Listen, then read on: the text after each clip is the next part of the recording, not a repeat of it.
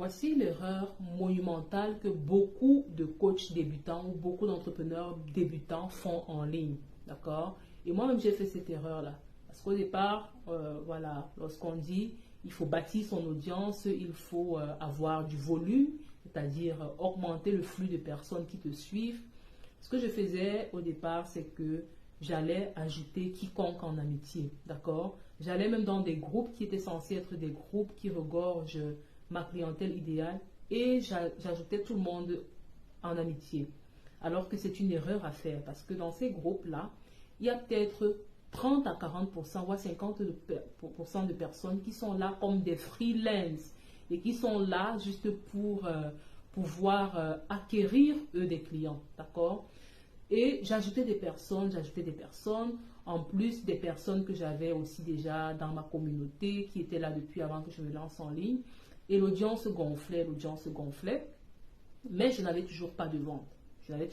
Et beaucoup font cette erreur-là, qui passe rapidement, je ne sais pas moi, de 500 à 2000, 3000, 4000, 5000 amis ou abonnés, et qui se plaignent de n'avoir pas de vente. Voici.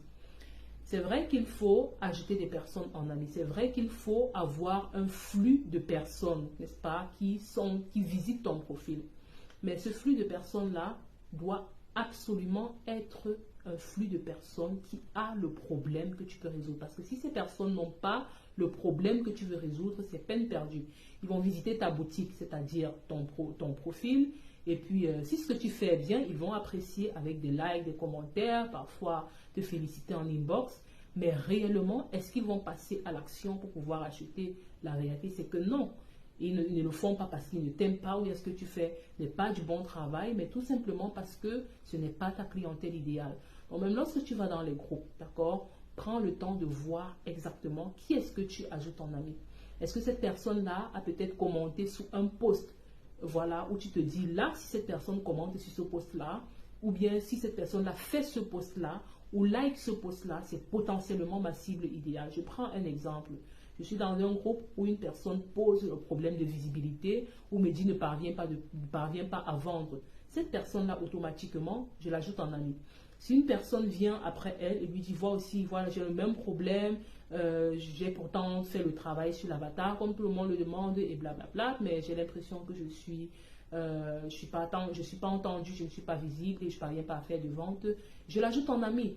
Donc, c'est comme ça que tu vas ajouter des personnes stratégiquement et non pas seulement te ruer sur tout ce que tu vas rencontrer dans la rue, entre guillemets, c'est-à-dire dans les groupes, dans les pages et tout, et puis les ajouter en amis. D'accord? Rassure-toi que ces personnes-là entrent dans le canevas des services, n'est-ce pas, où il y a des produits que tu proposes. Et ce n'est que comme ça que tu auras un flux, n'est-ce pas, de prospects qualifiés et que, n'est-ce pas, en les nourrissant, c'est un autre thème, tu pourras à la longue ou bien peut-être immédiatement, voilà, avoir tes premiers clients en ligne et faire le chiffre d'affaires que tu désires dépendamment du type d'offre que tu auras créé et voilà, de la qualité de l'audience que tu auras choisi. Donc, si tu penses que je peux t'aider à monter ton business en ligne, à le démarrer et à le booster de façon à atteindre les 10K, alors prends juste rendez-vous avec moi en cliquant sur le lien en description de la vidéo et je serai ravie de t'avoir pour une causerie pour voir dans quelle mesure on pourra travailler ensemble.